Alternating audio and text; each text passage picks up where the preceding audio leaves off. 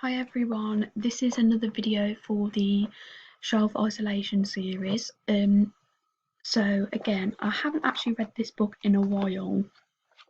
Last time I read it was first year of uni when I did it for an assignment.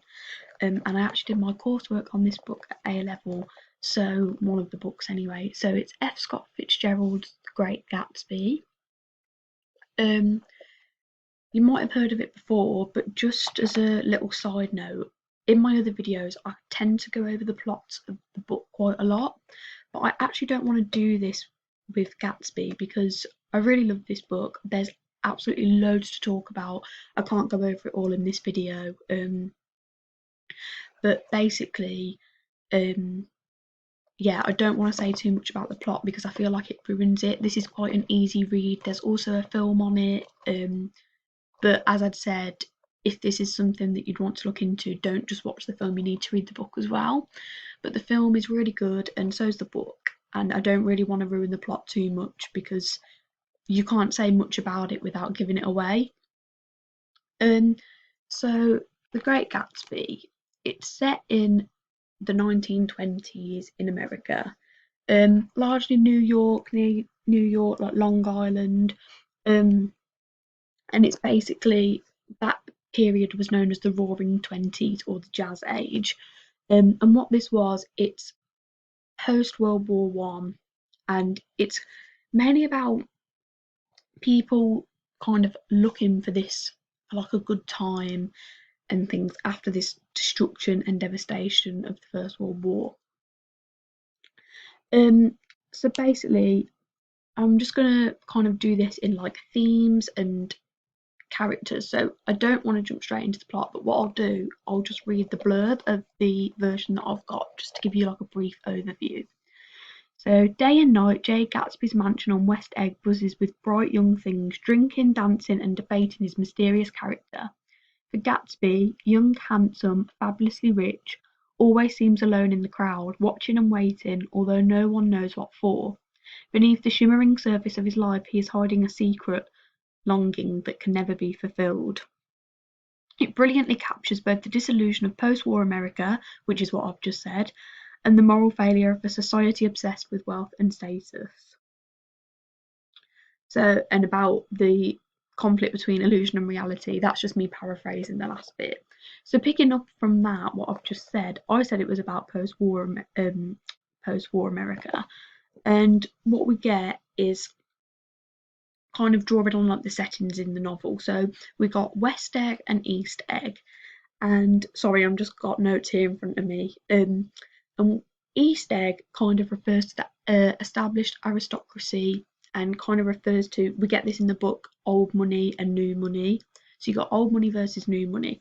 So West Egg is where Gatsby lives, our eponymous Great Gatsby, and this is kind of people that like are working their way to get to the top versus the people in East Egg where they've kind of like born and inherited into this wealth. So West Egg is much more about being a self-made man. So briefly referring to this concept of working your way to the top, it's something called the American Dream.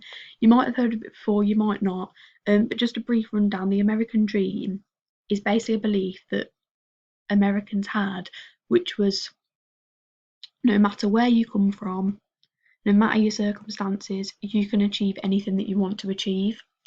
And I guess it is kind of like a nice belief, but it also could be a bit naive as well, which is what I think Great Gatsby is kind of highlighting to us. So Gatsby ultimately fails at this kind of chance to achieve what he wants to achieve. In some ways he does, but we're kind of drawn to the fact that it is unattainable, the American dream. It's not realistic, it's not going to end well. So going into settings, so we obviously just spoke about West Egg and East Egg. There's also a place which I find really interesting in the novel called the Valley of the Ashes. And I know I said I wasn't going into the plot too much, but I need to briefly reference characters. So if you're not familiar with this book, it's probably going to be a bit confusing, but I'd just look it up afterwards. So the Valley of the Ashes, it's basically the place in between Long Island and getting to New York. And basically, it's just this vast space, like lots of decay and, yeah, ash basically. And it's kind of showing the plight of the poor people, and it kind of highlights these rich people like Tom Buchanan and Daisy that we see in the novel, kind of how they take pleasure in the fact that they're rich and they disregard everybody else, and all they care about is their own satisfaction basically. And we see characters who are based in the Valley of the Ashes, like Myrtle and her husband, Wilson, and we kind of see how bad their financial situation is. And just bring in symbols briefly. I'm trying to like pick out the important parts. Symbol wise, there's a billboard, an advertisement billboard of Dr. TJ Eckelberg, and it's eyes basically. And loads of people have picked up on this. The eyes, F. Scott Fitzgerald kind of alludes to this fact. The eyes could symbolise God, and what I've said before, that God is judging America and these people, how they're treating the poor and others around them. So kind of like the decay in social and moral terms of society, I guess. Um, so it's kind of highlighting things like greed, and like class divides basically. I'm trying to like narrow it down because there's honestly so much you can say. But themes wise, so there's a love story at the centre of it. Gatsby, who's obsessed with Daisy, and you've kind of got like, I'm not going to go into this a lot, but you've got like an affair in the background. So in terms of themes, this is really good for class, gender, alienation, morality, um, yeah, isolation, anything to do with that. Um, and also, like in terms of gender, one thing I found really interesting in this is the women. They're always portrayed as quite like languishing around, kind of just being pretty basically, but submissive. So I'd say Daisy's more in that role. Then you've got Jordan Baker that's kind of more tomboyishy and plays golf, for example. And then you've got Myrtle, which is very like overly sexualized.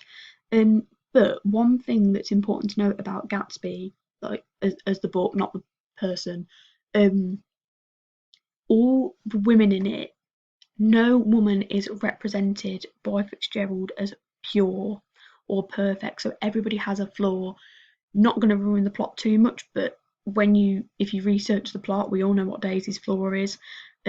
Myrtle's flaw is, yeah, probably having an affair, being overly sexualized, promiscuous. And Jordan's flaw is kind of, I wouldn't see this so much as a flaw now, but kind of like straying away from gender norms and not kind of sticking to what a woman's place should be. Um, so kind of like, I know this is kind of a bit of a vague video, but I'm just going to read the epigraph of this book because I find it quite interesting. And I know I've already read the blurb, but it'll kind of give you a brief, it'll give you an idea. So an epigraph is usually, someone will put it at the start of a book and it will reference another author's words or somebody else's words, and it kind of just like almost a brief reference to the plot, something that you can imply like a link between them. So this is from, can't pronounce it, Thomas Park de Invilliers, and it says, then wear the gold hat if that will move her. If you can bounce high, bounce her too. Till she cry lover, gold hatted, high bouncing lover, I must have you. So this took some research, but that is not, Fitzgerald made that person up. It's actually someone from another novel of his. But wearing the gold hat, if you can move her, it's basically about a man trying to impress a woman. And if we think about the connotations of gold, like with riches, basically, and this is what is happening here with Gatsby and Daisy. So Gatsby's got this massive mansion, and we find out where this is all situated and the backstory behind this, which I'm not going into. But another symbol that's very important in this book is the green light.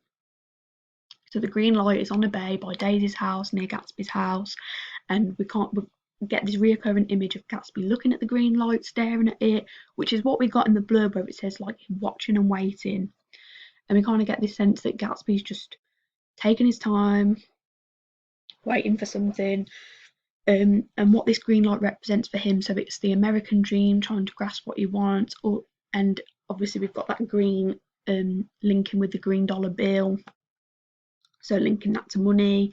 And but like I just find it really interesting because things that we kind of find out is like corruption. So when I was talking about how attainable is the American dream, we find out Gatsby's money is from bootlegging, and bootlegging, if you're not sure what that means, so there was an alcohol ban, and bootlegging is basically the illegal selling or distribution of like banned products, basically, usually alcohol. So kind of him making all this money, it's not morally right. So we've, as I've said, we've got love, greed, decay, social and moral boundaries being played with, yeah, gender, class, alienation, and kind of trying to fit in, and acceptance and individuality. And you'll see it if you read it, but the narrator's role, Nick, who ends up being Gatsby's neighbour, is very important, and how he views Gatsby and how he views other people and what's going on and how he kind of makes sense of this. There's so much more I could say, but I'm going to stop the video there. And I realise some of you watching this that are familiar with Gatsby are probably going to be like, oh, she missed out so much, and like, yeah, and quite be annoyed, but there's not really much I can say. The Great Gatsby, though, is an amazing book. The title's quite ironic because, as I've kind of veiled a bit, Gatsby is not so great, but he could be great in his heart. So I'll just leave that as food for thought, and it's up to you. If you want to go and pursue this book further, then you can either read it first or watch the film. They're both pretty similar, so I don't think it would really matter. But as I say, if you are thinking about this for coursework, don't just watch the film. That is not a good approach. So yeah, I hope you enjoyed it, and I hope this inspires some of you to read it.